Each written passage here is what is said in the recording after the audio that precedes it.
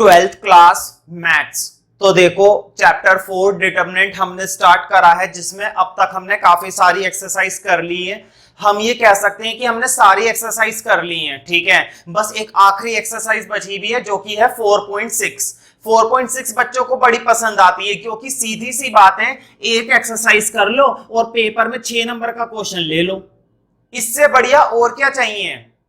Chapter में से एक एक्सरसाइज करो और 6 नंबर का क्वेश्चन ले लो, ठीक है। कितना सिंपल सी बात है ना। इसका मतलब ये हुआ कि 4.6 से हर साल एक क्वेश्चन 6 नंबर में जरूर आता है, ठीक है।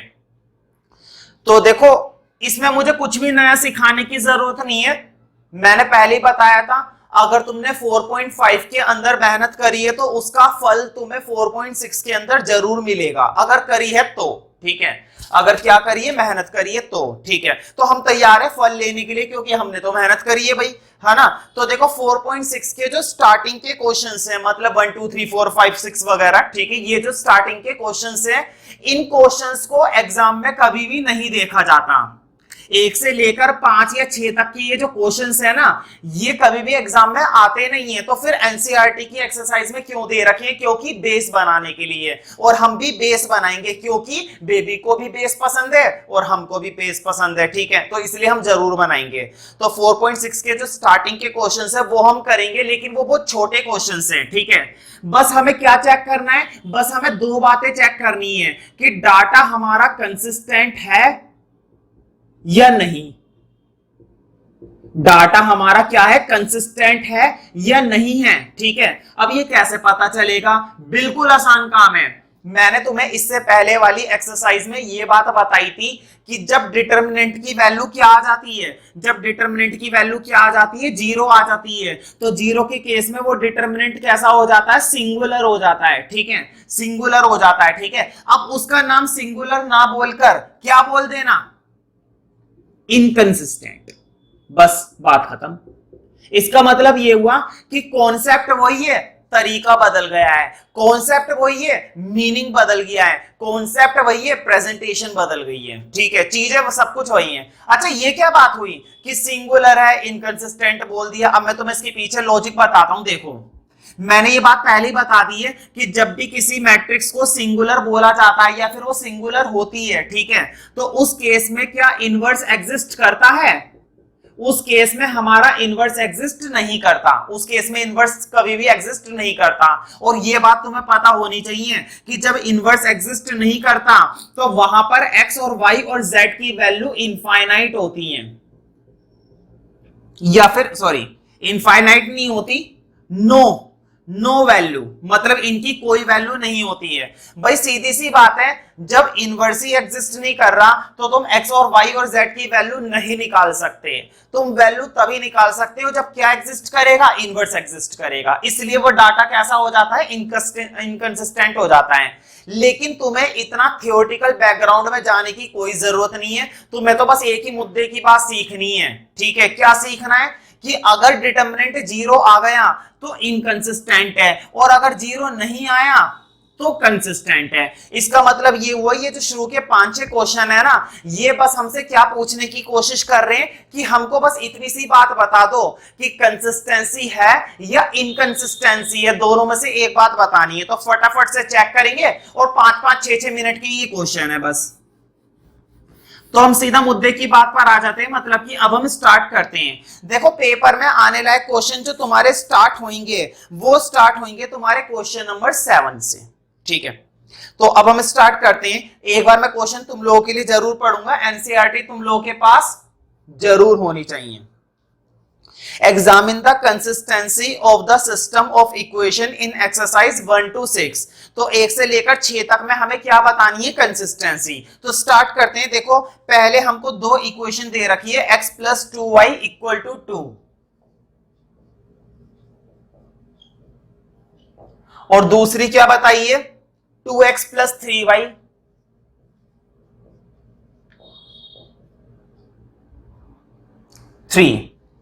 जब भी इस तरह का क्वेश्चन मिलेगा हमको ना 3 मैट्रिक्स बनानी पड़ती हैं। जब भी इस तरह का क्वेश्चन हमको मिलेगा हमको कितनी मैट्रिक्स बनानी पड़ेंगी? 3 मैट्रिक्स। ध्यान से देखना कैसे। सबसे पहली मैट्रिक्स होती है ए। सबसे पहली मैट्रिक्स क्या होती है? ए। ये ए कैसे बनता है? देखो जरा बोर्ड पे कैसे बनता है, बड़ा आसान है ए को बनाना। एक्स के साथ क्या कोफिशिएंट है? 1। वाई के साथ क्या कोफिशिएंट है? 2। एक्स के साथ क्या कोफिशिएंट है? 2। वाई के साथ क्या कोफिशिएंट है? 3। बन गई, बस। बताओ कोई बहुत बड़ी बात है? इसका मतलब ये हुआ कि ए क्या होती है? ए एक कोफिशिएंट मैट्रिक्स होती है। अब एक मैट्रिक्स और बनानी होती है, ये होती है हमारी वेरिएबल मैट्रिक्स। ये क्या होती है हमारी? ये वेरिएबल मैट्रिक्स होती है। मुझे बताओ कितने वेरिएबल दिखाई दे रहे हैं? एक्स वेरिएबल दिखाई दे रहा है क्या? दोनों इक्वेशन के अंदर एक्स वेरिएबल दिखाई दे रहा है? दिखाई दे रहा है। ये लो, पहली वैल्यू आ गई एक्स। दूसरा वेरिएबल कौन सा दिखाई दे रहा है? y दिखाई दे रहा है। ये लो y आ गया। क्या पूरी इक्वेशन में कहीं पर भी z दिखाई दे रहा है? z दिखाई नहीं दे रहा। अगर z दिखाई दे रहा होता ना तो पता है मैं क्या करता? कुछ नहीं करता, ये लो, ये हो जाता बस। समझ रहे हो ना? इसका मतलब ये हुआ कि सारी इक्वेशंस में जितने भी वेरिएबल होंगे, सारे वेरिएबल को कॉलम मैट्रिक्स में लिखना है। कॉलम, ये बात ध्यान रहे, कॉलम मैट्रिक्स में लिखना पड़ेगा। मजबूरी है हमारी कि कॉलम मैट्रिक्स में ही लिखें, ठीक है। फिलहाल तो z है नहीं तो इसको मैं यहां से हटा देता हूं। तो x और y, एक मैट्रिक्स और बनती है, उसको मैं क्या बोलता हूं? उसको मैं बोलता हूं b। उसको क्या बोला जाता है? उसको बोला जाता है b। ये होती है कांस्टेंट मैट्रिक्स। क्या होती है? कांस्टेंट। मुझे बताओ कांस्टेंट क्या है? कांस्टेंट का मतलब जिसके साथ ना तो x और जिसके साथ ना तो y, सीधा बोलूं इक्वल टू के इधर वाली। देखो इक्वल टू के इधर वाली वैल्यूज, तो इधर क्या लिखा हुआ है? इधर लिखा हुआ है 2, ये लो 2 आ गया। इधर क्या लिखा हुआ है? 3, ये लो 3 आ गया। मान लो 3 के नीचे भी तीसरी इक्वेशन होती और अगर उसमें भी कुछ लिखा हुआ होता तो वो कहां पर आ जाता? वो यहां पर आ जाता। समझ में आ रही है ना बात? इसका मतलब ये हुआ कि तुम्हें मैट्रिक्स बनानी तो आ गई, कोई बात नहीं। अगर नहीं आई तो अभी तो हमारे पास सेकंड क्वेश्चन का मौका है, तीसरे क्वेश्चन का मौका है, मौके ही मौके हैं। अब हम चेक करेंगे इनकंसिस्टेंसी। तो अभी मैंने बताया था हमको क्या निकाल कर देखना होता है? डिटरमिनेंट। भाई 2/2 का डिटरमिनेंट निकालना तो बिल्कुल ऐसे है जैसे कि, चलो मेरे को कोई एग्जांपल ध्यान नहीं आ रहा, छोड़ो उसको, है ना, सीधा सॉल्व कर देते हैं। ये लो मैंने क्रॉस कर दिया। याद है ना सलमान खान मेथड, गर्व मेथड। 3 इनकी 1 से 3 और 2 2 जा 4 और 3 में से 4 जाएंगे, बोलो माइनस के 1, जो कि नॉट इक्वल टू 0 होता है। और अगर नॉट इक्वल टू 0 होता है लिखो therefore A is non singular matrix, है ना। लिखो हैंस ए इनवर्स क्या करेगा? एग्जिस्ट। बताओ यहां तक का काम पुराना था, यहां तक का काम पुराना था जो हमने पिछली एक्सरसाइज में सीखा था। यही तो लिखवाता था, A is non singular matrix, hence A inverse exist. बस अब एक लाइन और जोड़ देनी है। मैंने बताया था जब नॉन सिंगुलर होगा तो कंसिस्टेंट होता है, तो लिखो देयरफॉर, सॉरी हाँ लिखो therefore these equations are consistent।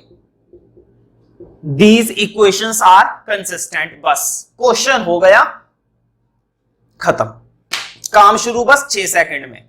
खैर तुम्हें भी मालूम है 6 सेकंड तो नहीं लगे, ज्यादा लगे, ठीक है। तो देखो ये लाइन है ना, मुझे बार बार लिखनी पड़ेगी। अब मैं एक चालाकी करूंगा, मैं जानबूझकर, मैं कंजूस इंसान हूं तो मैं जानबूझकर इस लाइन को अब रब नहीं करूंगा, क्योंकि मारकर खर्च हो जाता है। भाई तुम लोग मेरी मजबूरी समझ सकते हो, तो मैं ना इतने वाले पार्ट को रब ही नहीं कर रहा। मैं भी वो चालू, मैंने सिर्फ इक्वेशन रब कर दी, ये लो, मैंने ये भी रब नहीं करा। और बोलो ये लो, ये भी हटा दिया, ये भी हटा दिया, बस। और ये लो, बस। हम तो बहुत चालू निकले भाई, लेकिन तुम्हें दोबारा से करना पड़ेगा, है ना। वैसे भी तुम्हें तो करना ही चाहिए। चलो खैर सेकंड क्वेश्चन स्टार्ट करते हैं। 2x minus y equal to 5, 2x minus y equal to 5, है ना। फिर क्या है? x plus y equal to 4, x plus y equal to 4। भाई मैंने आज तक दुनिया में इससे ज्यादा आसान क्वेश्चन तो कभी नहीं देखा, है ना, तुमने भी नहीं देखा होगा। देखो ये क्या होती है, कोफिशिएंट मैट्रिक्स। देखो x के साथ क्या है, 2 है, ये लो 2 आ गया। y के साथ क्या है, अब कुछ बच्चों को लगेगा y के साथ तो कुछ नहीं है, ये नहीं पता कि जिसके साथ कुछ नहीं होता उसके साथ भगवान होता है, और भगवान एक होता है, यानी कि y के साथ क्या है, 1 है। तो ध्यान रखे माइनस भी लेना पड़ेगा, तो माइनस का 1, समझ में आ रही है ना बात, साइन भी साथ में लेना है। अब नीचे देखो x के साथ कुछ नहीं है, और कुछ नहीं है तो भगवान है, और भगवान 1 है, तो x के साथ 1 है, y के साथ भी क्या है, 1 है। अब वेरिएबल मुझे बताओ, सारी इक्वेशंस में 2 वेरिएबल दिखाई दे रहे हैं, कौन कौन से, एक तो x दिखाई दे रहा है और एक y दिखाई दे रहा है ना। अब कांस्टेंट मैट्रिक्स, कांस्टेंट मतलब इक्वल टू के उधर वाला, तो देखो इक्वल टू के इधर क्या क्या दिखाई दे रहा है, इक्वल टू के इधर दिखाई दे रहा है एक तो 5 और एक दिखाई दे रहा है 4। बात समझ में आ रही है ना भाई, इक्वल टू के उधर देखना था, बना दी मैंने मैट्रिक्स। अब फटाफट से हम चेक करेंगे कि डाटा कंसिस्टेंट है या इनकंसिस्टेंट है ना भाई। हमारा चेहरा कितना खूबसूरत है, इसका कोई जवाब नहीं, बार बार शीशे की तरफ नजर चली जाती है ना, तो वहां से नजर हटती नहीं है, क्या करें, खूबसूरती ऐसी है ना। चलो खैर, 2 इंटू 1 2 माइनस 1 इंटू 1 -1, है ना, समझ में आ रहा है ना, माइनस माइनस प्लस, और 2 और 1 3, जो कि नॉट इक्वल टू 0 है। अगर ये नॉट इक्वल टू 0 है, इसका मतलब फिर से नॉन सिंगुलर, इसका मतलब फिर से इनवर्स एग्जिस्ट, और इसका मतलब फिर से कंसिस्टेंट। समझ में आ गई ना। अच्छा हुआ मैंने ये लाइन रब नहीं करी थी, ठीक है, देखा हमने तो दिमाग लगाया। खैर ये जो मैंने अपनी खूबसूरती वाली बात करी थी, ये सिर्फ मजाक के लिए था, ऐसे कोई सीरियस मैटर नहीं है, ठीक है। मतलब पढ़ाई के साथ साथ थोड़ा बहुत अगर एंजॉय हो जाए तो मुझे नहीं लगता कि इसमें कोई बुराई है, ठीक है। खैर हमने इस क्वेश्चन को भी बहुत फट से सॉल्व कर लिया है ना।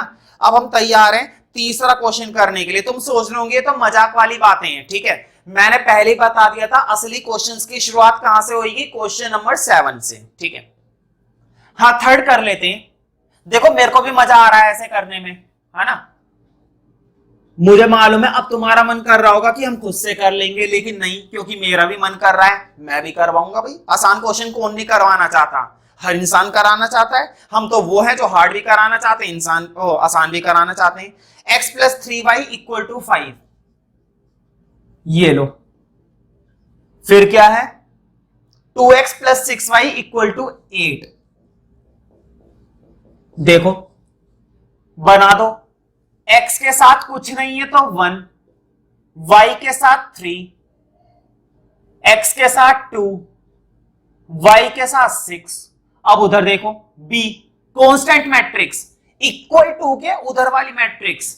b को कैसे पहचानोगे, b को ऐसे पहचानो, इक्वल टू के उधर वाली मैट्रिक्स, क्या बोलोगे, इक्वल टू के उधर वाली मैट्रिक्स। तो क्या क्या है, 5 और 8, 5 और 8। अब कुछ बच्चों को लगेगा काश ऐसे क्वेश्चन आने चाहिए थे 6 में, लेकिन नहीं, 6 में ऐसे नहीं, 6 में वो आते हैं जो 7 के बाद से स्टार्ट होंगे, मतलब 7 से स्टार्ट होंगे, ठीक है। फटाफट से इसमें भी वही काम करेंगे, क्रॉस कर दो, तो 6 की 1 से 6 माइनस 2 की 3 से 6, 6 में से 6 गए 0।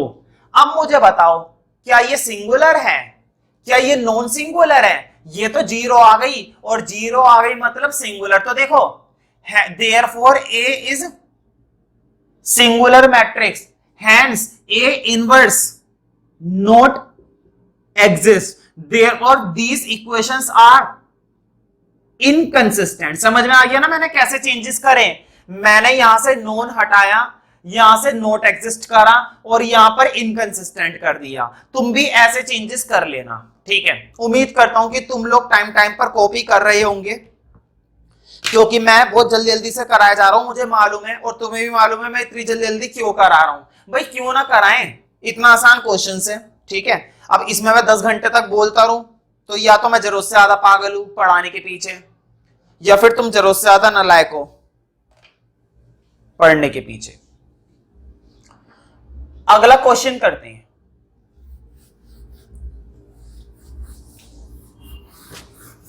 तुम सोच रहे होंगे अब क्या हो गया जो मैंने सारा रब कर दिया, अब कंजूसी कहां गई मेरी?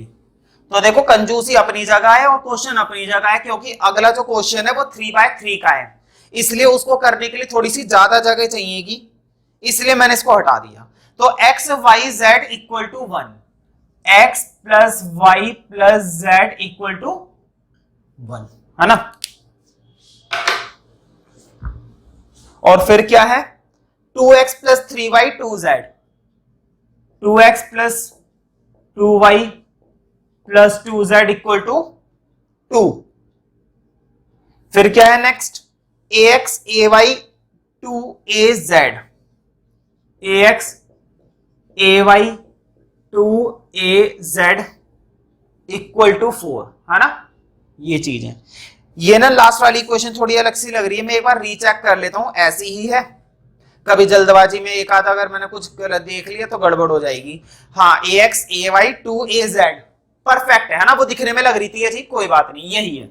देखो a बना लो पहले, a बनाना बड़ा आसान है, बोर्ड पे देखना, क्योंकि 3/3 का आ गया। देखो x के साथ क्या दिख रहा है? कुछ नहीं दिख रहा तो 1, y के साथ क्या दिख रहा है? कुछ नहीं दिख रहा तो 1, z के साथ क्या दिख रहा है? कुछ नहीं दिख रहा तो 1। अब नीचे देखो, x के साथ क्या है? 2, y के साथ क्या है? 2, और z के साथ भी क्या है? 2। अच्छी बात है भाई, हमारा क्या जा रहा है? x के साथ a, y के साथ क्या है? a। अब बताओ z के साथ क्या है? z के साथ क्या सिर्फ a है या 2 भी है साथ में? भाई 2a पूरा देखेंगे। तुम कहोगे कि 2 तो चलो समझ में आता है, 2 लेना है, a को क्यों ले लिया? देखो हमें क्या करना है, हमको ना सिर्फ वेरिएबल छोड़ना है, बाकी सबको ले लेना है। तो मैंने z को छोड़ दिया और 2a बचा था, पूरे को ले लिया। समझ में आ रही है ना बात? सिर्फ वेरिएबल को छोड़ना होता है, तो मैंने 2a पूरा का पूरा ले लिया। ये लो जी, समझ में आ रही है ना बात? अब वाली मैट्रिक्स बना लो, वेरिएबल वाली। मुझे बताओ सारी इक्वेशंस में कितने वेरिएबल दिखाई दे रहे हैं? एक तो x दिखाई दे रहा है, एक y दिखाई दे रहा है, एक z दिखाई दे रहा है ना। 3 वेरिएबल दिखाई दे रहे हैं, x y z। अब कुछ बेवकूफ बच्चों के दिमाग में आएगा, हमें तो a भी दिखाई दे रहा है। ध्यान से सुनो, ये जो a b c ये सब चीजें होती है ना, ये कोई वेरिएबल नहीं होते हैं, ये आर्बिट्रेरी कांस्टेंट होते हैं। अब तुम कहोगे ये आर्बिट्रेरी क्या है? आर्बिट्रेरी छोड़ो, सिंपल सोचो, ये कांस्टेंट है बस। आर्बिट्रेरी के चक्कर में मत पड़ो, थोड़ा सा शब्द ही वो कॉम्प्लिकेटेड है, बाकी उसमें और कोई बहुत बड़ी बात नहीं है। आर्बिट्रेरी में, आर्बिट्रेरी का मतलब होता है कोई भी any constant, any number of constant. तो सिंपल सोचो, ये कांस्टेंट होता है, एबीसी वगैरह, कोई वेरिएबल नहीं होता। वेरिएबल ये होते हैं एक्स वाई जेड, है ना। 9th क्लास से पढ़ते आ रहे हो, क्या कभी तुमने ए को वेरिएबल देखा है कहीं पर? ना तो देखा है, ना कभी देखोगे मैथ्स की दुनिया में, ठीक है। अच्छा, कांस्टेंट मैट्रिक्स और बना लेते हैं, मतलब कि बी और बना लेते हैं। क्या बना लेते हैं? बी और बना लेते हैं। इक्वल टू के उधर वाली मैट्रिक्स, क्या बोला था मैंने? इक्वल टू के उधर वाली मैट्रिक्स। तो देखो 1 2 4, ये लो, मैं एक बार देख लेता हूं स्क्रीन पर कि ये वाली मैट्रिक्स उसमें विजिबल हो रही है, नहीं हो रही, कभी कट जाए, है ना। 1 2 4 देख लेते हैं कैमरे में। हाँ परफेक्ट, कैमरे में प्रॉपर आ रहा है भाई, और क्या चाहिए, इतना फर्स्ट क्लास आ रहा है जिंदगी में, और क्या चाहिए, है ना। अब हम चेक करेंगे कि डाटा कंसिस्टेंट है या इनकंसिस्टेंट है। Let me check. देखो मैं ना इसमें एक चालाकी करूंगा, चलो छोड़ो चालाकी क्या करेंगे, है ना, सिंपल ही कर लेते हैं ना। ये लो, हम तो मेहनती इंसान है, कभी चालाकी करी नहीं आज तक, आज भी नहीं करेंगे, है ना। देखो किससे सॉल्व करोगे? किसी से भी कर लो। देखो मैं तो पहली रो से कर रहा हूं, बोर्ड पे देखना, पहली रो का पहला एलिमेंट 1, अंदर क्या बचेगा? 2 2 a 2। बताओ क्या अब भी सिखाऊं? क्या अब भी सिखाऊं कैसे सॉल्व करते हैं डिटरमिनेंट, या फिर अब छोड़ दूं तुम्हारे ऊपर? अब तो मुझे छोड़ देना चाहिए भाई, चैप्टर खत्म होने की नौबत आ गई है। क्या अब भी मैं तुम्हें डिटरमिनेंट ही सिखाता रहूंगा कैसे सॉल्व करते हैं? फिर भी मैं हल्का फुल्का बता देता हूं, चलो मैंने तुम पर दया कर दी। पहला एलिमेंट 1 ले लिया, अब 1 किसके अंदर आ रहा है? पहली रो में और पहले कॉलम में। तो क्या क्या बच गया? 2 2 a और 2 a। बड़ी मेहनत लगती है भाई ऐसे पढ़ाने में। 2 2 a 2 a, है ना। अगला एलिमेंट है 1। अब देखो क्या क्या बच गया? 2 2 a 2a, किस्मत की बात है ना। अगला एलिमेंट है इधर 1, फिर क्या बच गया 2 2a। अब साइन की बारी, मैंने बताया था साइन कैसे देखते हैं, प्लस माइनस प्लस, समझ में आ रही है ना बात। अब सॉल्व कर दो, देखो 2a की 2 से 4a, a की 2 से 2a, है ना, माइनस। अब इधर देखो 2 की 2 से 4a और a की 2 से 2a, प्लस। अब इधर देखो 2 की a से 2a और a की 2 से 2a, अच्छी बात है। देखो 4a में से 2a गए 2a, 4a में से 2a गए 2a, 2a में से 2a गए 0 और 2a में से 2a गए ये भी 0, तो कुल मिलाकर इसकी वैल्यू क्या आ गई, 0 आ गई। कुल मिलाकर इसकी वैल्यू क्या आ गई, 0 आ गई। और अगर 0 आ गई तो बताओ सिंगुलर हो गया ना, और अगर सिंगुलर हो गया तो डाटा कैसा हो जाएगा, इनकंसिस्टेंट। डाटा कैसा हो जाएगा, इनकंसिस्टेंट। ठीक है, तो पहले वाली लाइंस कॉपी कर देना। तो देखो अच्छा हुआ हम ये क्वेश्चंस भी कर रहे हैं। कुछ टीचर लोग क्या करते हैं, इस तरह के क्वेश्चन छुड़वा देते हैं क्योंकि ये एग्जाम के अकॉर्डिंग होते नहीं है। ठीक है, मैं भी अक्सर उन चीजों को छुड़वा देता हूं जो मुझे लगता है कि एग्जाम के अकॉर्डिंग नहीं है। लेकिन अगर मुझे कुछ क्वेश्चंस ऐसे लगते हैं ना कि ये एग्जाम में तो आने लायक है नहीं, लेकिन नॉलेज के लिए और कॉन्सेप्ट के लिए और आगे के क्वेश्चंस के लिए ये बहुत जरूरी है, तो मैं जरूर करवाता हूं। ठीक है, तो इनसे ना तुम्हारा बेस बन रहा है आगे के क्वेश्चंस के लिए।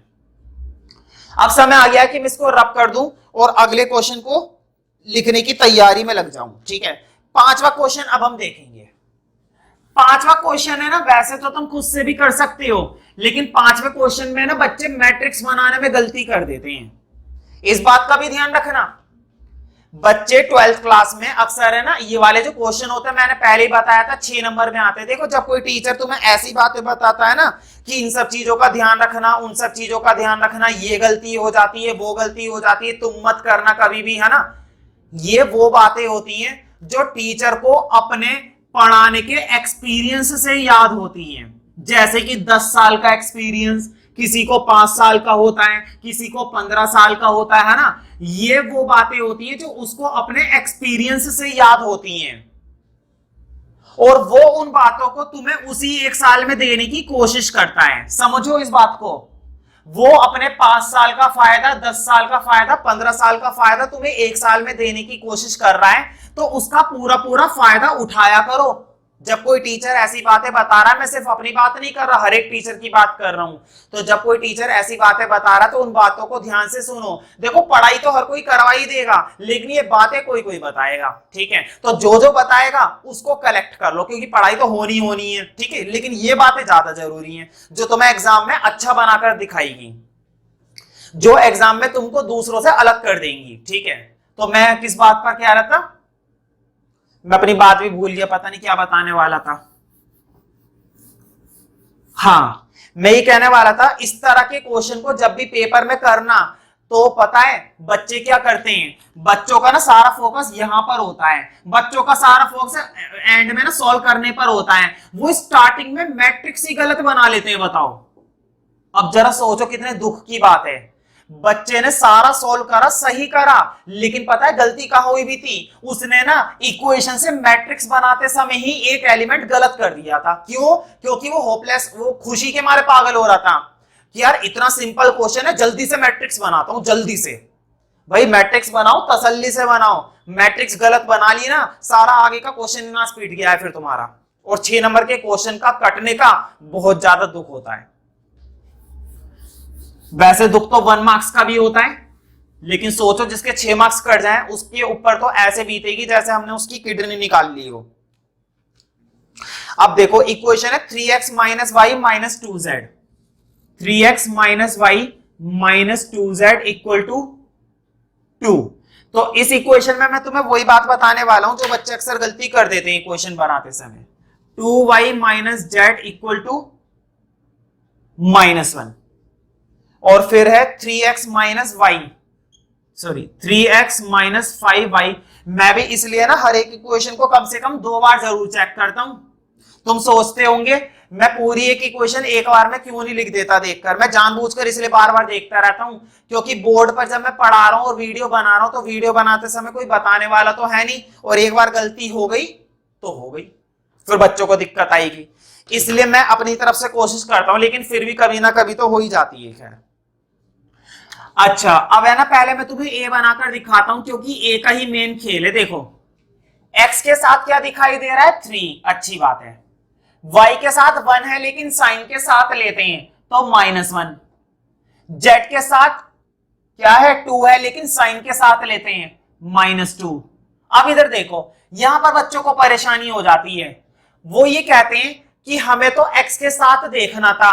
पता है बच्चे क्या करते हैं, तुम्हें मालूम है ना, यहां पर मैं उन वैल्यू को डालता हूं जो x के साथ वाली होती हैं, यहां पर मैं उन वैल्यू को डालता हूं जो y के साथ वाली होती हैं, यहां पर मैं उन वैल्यू को डालता हूं जो z के साथ वाली होती है। ठीक है, अब बच्चे क्या करते हैं, बच्चे ये करते हैं, देखो अच्छा y के साथ 2 है, ये लो 2 ले लो, z के साथ क्या है -1, ये लो -1 ले लो, यहां पर तो एंड में कुछ नहीं बचा, 0 ले लो। गलत हो गया, गलत हो गया बिल्कुल। पता है क्यों, क्योंकि तुम्हें पहली वैल्यू किसकी लेनी है, x की लेनी है। पहली वैल्यू तुम्हें x की लेनी है, ना कि y की या z की। ठीक है, तो ये गलती तुम लोग मत करना, ये गलती करते हैं इसलिए बता रहा हूं। जब मैं यहाँ पर लाइव बैच बच्चों को पढ़ाता हूं तो बच्चे अक्सर टेस्ट में मुझे इस तरह की गलतियां देते हैं, इसलिए मैं तुम लोगों को बता रहा हूं। तो देखो यहाँ पर x के साथ कुछ नहीं है, x तो छोड़, x के साथ तो छोड़ो, x तक नहीं है, और जब x ही नहीं है तो 0 आएगा। जब कोई वेरिएबल ना हो ना, जब कोई वेरिएबल होए ना तो 0। समझ में आ रही है। अब देखो y के साथ तो 2 है भाई, y तो वेरिएबल है, 2 आ गया, z तो है, ये रहा -1 आ गया। समझ में आ रही है ना बात। अब अगले वाले में बताओ, देखो x के साथ बताओ, x तो है 3 लगा हुआ है, ये लो। y के साथ बताओ भाई, y तो है, ये रहा -5 ले लो। अब बताओ z, क्या तीसरी क्वेश्चन में z है? जब z ही नहीं है तो 0। समझ में आई बात, ये मैं कहना चाहता था। ऐसी गलती मत करना, इस तरह की इक्वेशन में ना बच्चों से मैट्रिक्स नहीं बनती है, और अगर बनती है तो गलत बना देते हैं। ठीक है, तो गलत बनाने का फायदा ही क्या है, फिर सारी मेहनत तो बर्बाद करवा दोगे तुम। पता है पेपर में क्वेश्चन को गलत करने से अच्छा है करो ही मत, क्योंकि गलत करने से डबल नुकसान होता है। एक तो तुम्हारा टाइम चला गया उसमें, एक तो तुम्हारा क्या चला गया, टाइम चला गया, ऊपर से मार्क्स तो आने ही नहीं है। और अगर करा ही नहीं है तो पता है फायदा है, कम से कम टाइम तो बच गया, तुमने करके भी नहीं देखा तो टाइम तो बच गया, उस टाइम को तुम दूसरे क्वेश्चन में लगा सकते हो। ठीक है, तो इसलिए डबल नुकसान हो जाता है गलत करने से, इससे बढ़िया तो तुम करो ही मत। ठीक है, खैर अच्छा, इसको तो अब तुम सॉल्व कर ही लोगे, है ना, डिटरमिनेंट तो तुम सॉल्व कर लोगे। डिटरमिनेंट सॉल्व करके सिंगुलर फिंगुलर चेक कर लेना, हो जाएगा।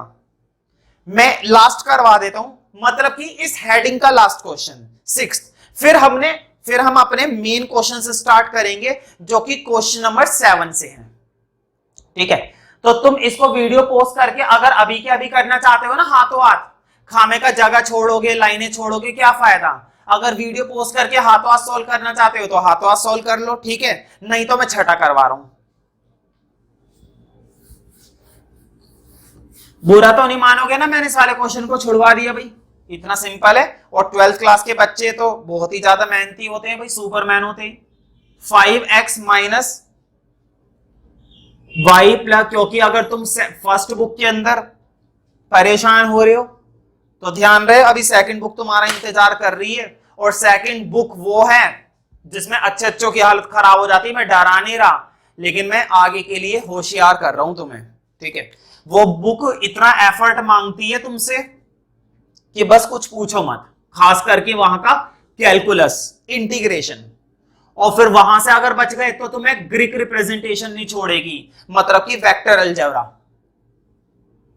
इतना हाई लेवल का कैलकुलस वहां पर डाल रखा है, मतलब 12th क्लास में भर रखा है, सारा कुछ छोड़ा ही नहीं है।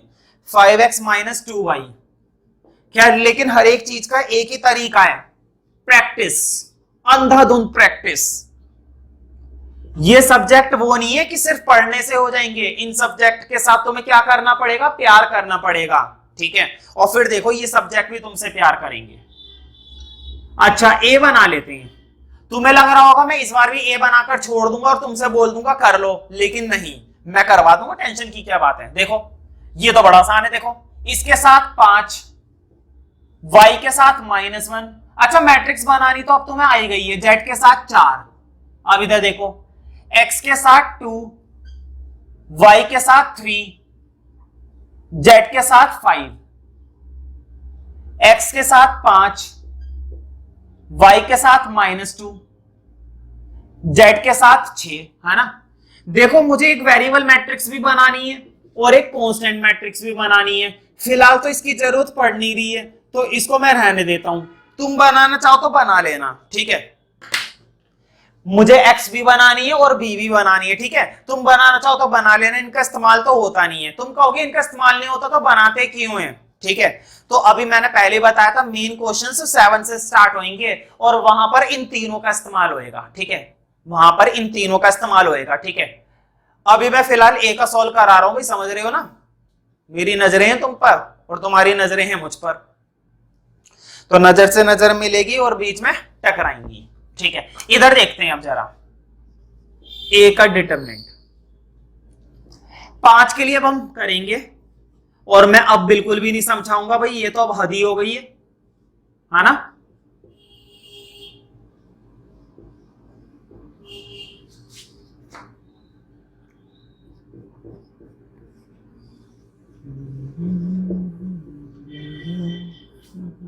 चलो मैं इसको तुम्हारे लिए सॉल्व कर देता हूं।